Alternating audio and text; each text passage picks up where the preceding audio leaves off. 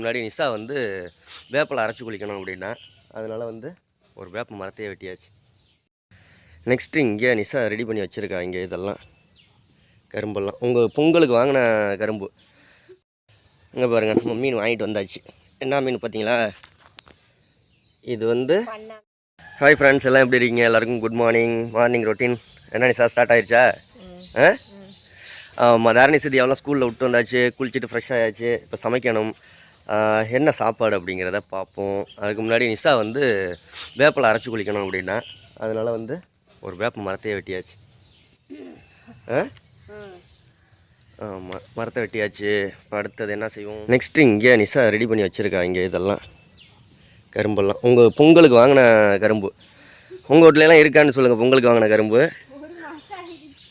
ஆமாம், இப்போ அதனால் எல்லாத்தையும் வெட்டி எதுக்குன்னா செடி புதைக்கிறதுக்கு, இந்த மாதிரி பண்ணுறதுக்கு.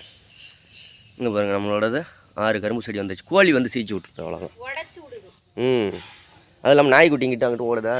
அதில் ஒரு 20 கரும்பு இருக்குது. 20ஐயும் ஊனி வச்சிட்டோம்னா அடுத்த வருஷம் பொங்கலுக்கு செலவு இல்லாமல் கரும்பு வெட்டிக்கலாம் நம்ம வீட்டிலையே. ஆமாம். ஓகே, இன்றைக்கி ஏதாவது நான்வெஜ் எடுக்கணும். நான்வெஜ்னால் மீன். எதுக்குன்னா அந்த மீன் அலசின தண்ணியை வந்து வீட்டை சுற்றி தெளிக்க சொல்லியிருக்காங்க. அம்மா போட்டது சீக்கிரம் வேணும். இங்கே ஒரு பாட்டி சொன்னாங்க, காய்கறி வாங்க போன பாட்டி, திருச்சி தம்பலத்தில். அதனால் இன்றைக்கி மீன் வாங்கிட்டு வந்து அந்த அலசுற தண்ணியை வீட்டுக்கு வெளியில் தெளிக்க சொன்னாங்க. அதோட நிஷாவுக்கு இப்போ அம்மையெல்லாம் இறங்கிடுச்சுங்க.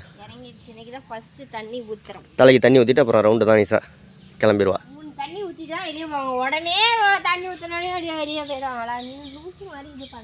ஓகே, சரி வாங்க, என்ன மீன் வாங்குகிறோம் அப்படிங்கிறத பாருங்க. பாருங்கள், நம்ம மீன் வாங்கிட்டு வந்தாச்சு. என்ன மீன் பார்த்தீங்களா? இது வந்து பண்ணா. நல்லா சூப்பராக இருக்கும், டேஸ்ட்டாக இருக்கும்.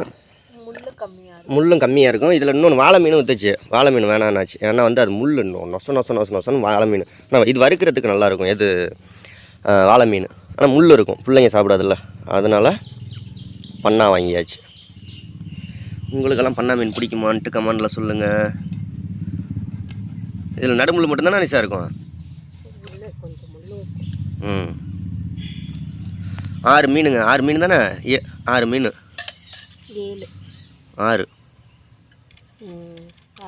6 மீன் எவ்வளோது? 100 ரூபா வாங்கிட்டான். 100 ரூபா வாங்கிட்டாங்க. அதுவும் ஒரு சம்பவம் நடந்துருச்சு. 100 ரூபா தலை, செல்லாத தலை கொடுத்து, கிழிஞ்ச தலை கொடுத்து அப்புறம் போய் மாற்றி கொடுத்தோம்.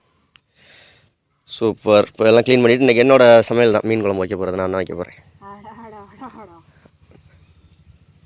செம்ம சூப்பராக வைப்பேன் நீ சார். இன்றைக்கி நான் காய்கறி குழம்பு வச்சு 3 நாளாக 4ஆம் நாள் தான் திங்க முடிஞ்சிச்சு. அந்த அளவுக்கு காய்கறி வெந்தது. இன்றைக்கி ரெடி ஆயிரும். இன்றைக்கி சூப்பராக மீன் குழம்பு வச்சு தரேன். மீன் வறுத்து தரவா, குழம்பு வச்சு தரவா? மீன் குழம்பு. யார் மீனை வச்சுக்கிட்டு மீன் குழம்பு வைக்கிறாரோ வறுக்கிறாரோ? இல்லை, என்ன செய்வோம், ஏதாவது ஒன்று தான் செய்ய முடியும். குழம்பு. சரி, ரைட், குழம்பே வச்சுருவோம். ஓகே மக்களே, அப்புறமா பார்க்கலாம். ஓகே, பாய். சப்ஸ்கிரைப் பண்ணிக்கோங்க. பாய்.